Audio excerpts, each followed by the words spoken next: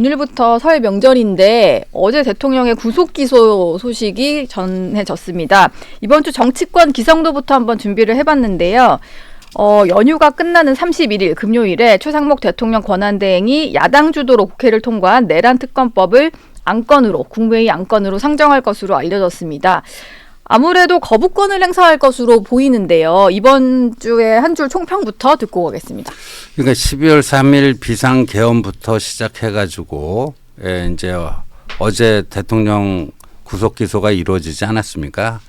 한 뭐 2달간 굉장히 긴박하게 그 2달 사이에 굉장히 많은 일들이 또 발생했고, 그러니까 설 연휴 기간에는 뭐 새로운 뉴스가 만들어지는 거는 평상시보다 적겠지요? 적고 예. 좀 잠잠하고, 그러니까 이제 이번 주 한 주는 그러니까 이 12월 3일 비상계엄부터 어저께 대통령 구속까지 여러 가지 일들에 대한 그 뭐 민심이랄까 이런 것들이 좀 섞이는 기간이고, 그리고 역대 보면 큰 선거를 앞두고 명절 이후의 민심이 굉장히 중요했거든요. 명절 이후. 네. 그렇죠. 밥상머리 뭐 민심이라고 네. 하는데 명절 밥상의 어떤 화두가 오를 테고 그 이후에 어떤 여론의 변화가 있을 거니까. 네. 그렇습니다. 예. 근데 저는 이 다음 주가 굉장히 중요한 한 주가 될 것 같아요. 또 예. 화요일과 목요일에 헌법재판소 대통령 탄핵 심판이 있지 않습니까? 네. 그런데 지난주 목요일에는 그 김영현 전 장관이 나와서 사실상 윤 대통령 변호인 역할을 했잖아요. 네. 근데 다음 주 화요일에는 김영현 전 장관과 정반대의 입장에 서 있는 증인들이 여러 명 나옵니다. 예.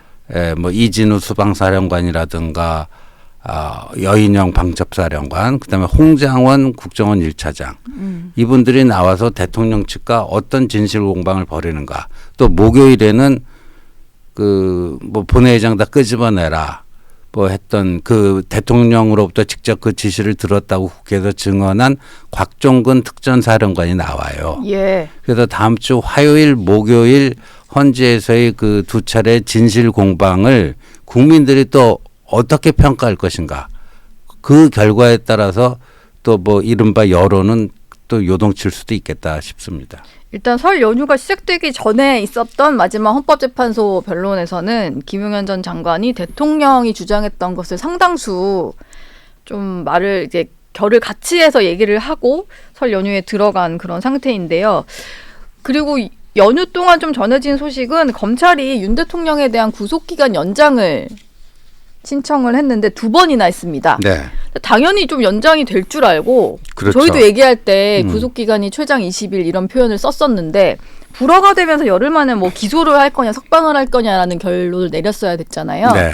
근데 어제 뭐 검사장 회의까지 한 끝에 결국 기소를 하겠다라는 결정을 내렸는데 이걸 가지고도 좀 여러 가지 의견이 분분한 것 같아요. 저는 이번에 이런 사법적 혼란 이게 이제 첫 번째 책임이 공수처에 있다라고 보고요. 예. 그 공수처를 뒤에서 막 부추긴 또 민주당의 책임도 면치 못할 거고. 근데 두 번째는 법원이 어떤 그 판결의 안정성, 일관성 이런 것들이 좀 잘 안 보여요. 어제 뭐 검찰도 반박을 했지만 네. 공수처가 수사해서 검찰의 기소를 의뢰한 경우는 그 검찰의 보안 수사권이 없다 해서 2차례나 기각한 거, 이제 연장 신청을 불허한 거 아닙니까? 예, 그렇죠. 근데 과거 조희연 전 서울시 교육감 경우에는 그렇지 않았단 말이에요. 네. 그러니까 코에 걸면 코 고리고 귀에 걸면 귀 고리고 그때 달라요. 근데 왜 이렇게 좀 뭐 서부지법도 좀 다른 것 같고 중앙지법으로 그렇죠. 가니까 또 다른 것 같고 왜 이렇게 좀 그리고 지금 법원 내부 게시판에 그 서부지법이 2차례 체포영장 발부하고 또 구속영장 발부하고 한 게 과연 맞는 건지. 예. 내란 수사권이 없는 공수처가 그렇게 한 거에 대해서 서부지법은 문제 없다. 그리고 나중에 중앙지법도 윤석열 대통령 측에서 낸 그 체포 적부심 기각하지 않았습니까? 그러니까 공수처 내란죄 수사에 별 문제가 없다라는 거 아니에요. 네. 근데 법원 내에 다른 의견도 있다라는 게 확인됐고. 그렇죠. 나중에 뭐 1심, 2심에서는 유죄로 올라갔는데 뭐 대법원에서 이거 법리 적용 잘못됐다. 대법원은 법률심이잖아요. 그렇죠. 그러니까 거기서 약간의 좀 그렇죠. 판단이 달리 바뀔 나올 수도 수도 있죠. 있겠네요. 예. 예. 그래서 지금 법원도 굉장히 스스로 정리가 안 돼 있는 것 같아요. 지금 검찰 입장에서는 공수처 수사만으로는 조금 이렇게 보완이 필요한 상태라고 판단을 했기 네. 때문에 당연히 구속기한을 연장 신청을 한 거고, 대면 조사를 공수처는 한 번도 못 했잖아요. 물론 네. 이제 체포 직후에 한 번 하긴 했습니다만 묵비권 행사했으니까 별로 의미 없는 거였고, 근데 이 상태로 기소를 했을 경우에 검찰이 공소 유지를 할 수는 있을지. 공소 유지에 자신이 있다고 봤기 때문에 심우정 검찰총장이 그래도 기소를 한 최종적으로 걸까요? 예, 기소를 한 거라고 보고요. 예. 만약에 어제 기소를 안 하고 석방하고 불구속 수사를 그렇게 결정을 내렸으면은 전국이 또 한 번 크게 요동치고 민주당이 가만히 있겠습니까? 민주당이 뭐 대통령이 검찰 출신이니 뭐 그렇게 또 엮어가지고 또 엄청 공격을 했겠죠. 예, 저기 뭐 친정이라고 다 봐주고 짬짬이 돼갖고 그러면 이제 심우정 검찰총장 탄핵 바로 들어갔을 거라고 봐요, 저는. 예. 뭐 여러 가지 좀 논란을 감안해서라도 기소 결정을 좀 내린 것 같습니다. 좀 오래 걸렸어요. 검찰장 네. 회의하고 나서도 그쵸? 한참 걸려서 저녁에 나온 거니까. 어쨌든 현직 대통령이 헌정사 처음으로 구속 기소가 되면서 대통령이 1심 선고 나올 때까지 이것도 연장을 여러 번 할 수 있으니까 최대 한 6개월 구속 상태로 재판을 받게 됐는데 보석을 청구할 걸로 좀 알려지더라고요. 네, 저는 뭐 그럴 거라고 보는데 뭐 그건 또 뭐 재판부 판단에 달려 있겠죠. 근데 저는 만약에 이제 검찰로 그 구속 기간이 연장돼서 검찰에서 대통령 그 대면 조사를 시도했을 때 대통령 측에서 응했을까 하는 점도 좀 의문 부호입니다. 검찰이 만약에 불렀으면 공수처엔 안 갔지만 검찰엔 갔겠느냐? 네. 예.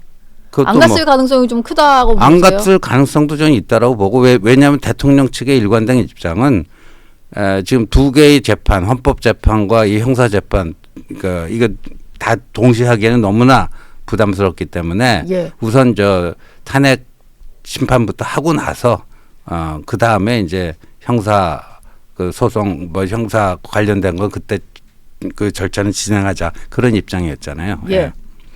근데 공수처가 수사를 시작할 때 내란죄 수사를 할 수 있는 권한은 경찰에만 있다 보니까 네. 뭐 직권남용으로 시작을 해서 내란 우두머리 혐의까지 좀 이렇게 넓혀서 수사를 한 걸로 저는 알고 있는데 검찰이 기소한 걸 보면 내란 우두머리 혐의만 했더라고요. 그거 말고는 다른 거 할 수가 없잖아요. 예. 현직 대통령이니까 직권남용. 형사소추 예. 권한 그 소추를 받지 않는다 그거에 있어서 좀 자유로울 수 있는 네. 내란죄만 적용을 해야 그렇죠. 되기 때문에 예.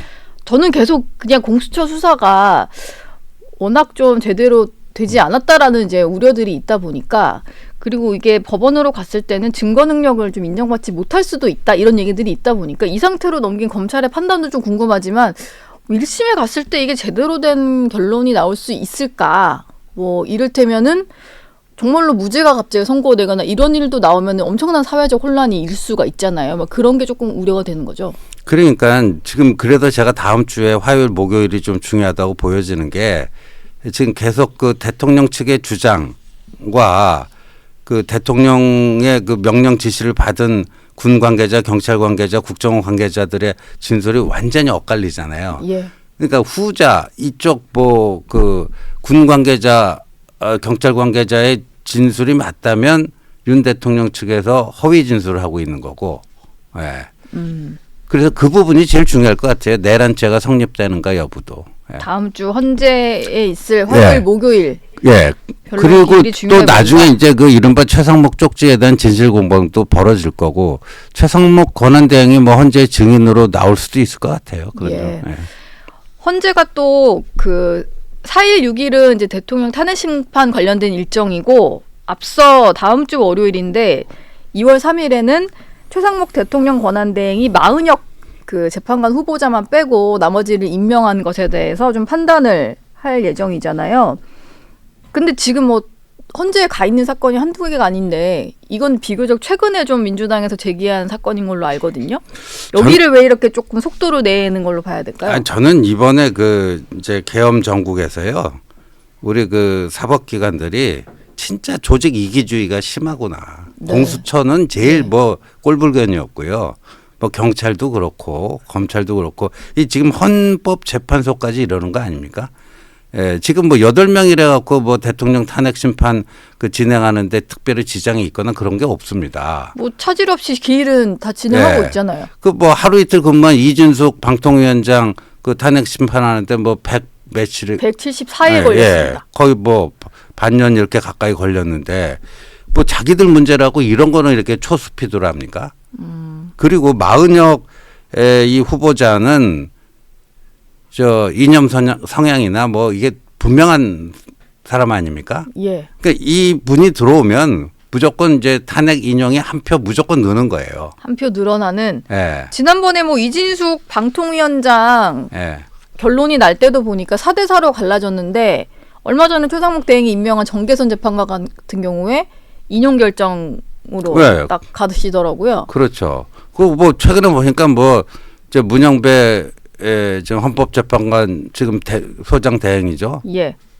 그 뭐 과거에 썼던 뭐 트위터 글도 나오면서 이분이 과연 중립적인 그거를 견제할 수 있을까 하는 의구심도 많이 나오는 차에 이렇게 좌파 성향의 그 마은혁 후보자를 하면은 이거는 너무나 그게 속이 다 읽히는 거 아니에요.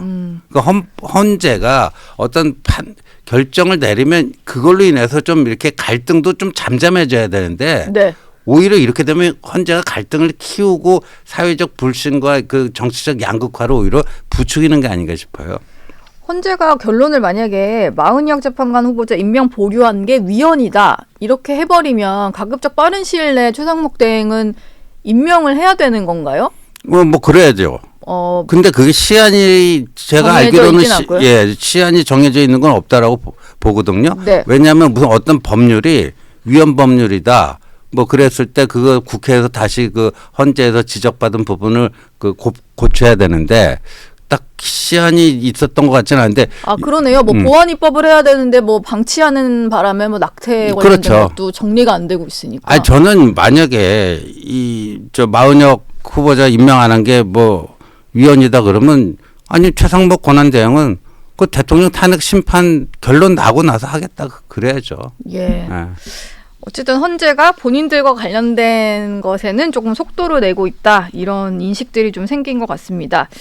근데 탄핵 직후에 국민의힘과 민주당의 어떤 이제 행동 패턴을 보면 그때는 국민의힘이 좀 분당 사태를 겪기도 했었고 당시 새누리당이 근데 네. 지금 보면 좀 그래도 뭉쳐서 좀 가고 있는 것 같고 그렇죠. 8년 전과는 확실히 좀 달라 보이거든요. 예, 그때의 교훈이 지금 살아있는 거고. 그러니까 분열은 안 된다. 분열하면 뭐 죽는다. 다 죽는다. 예.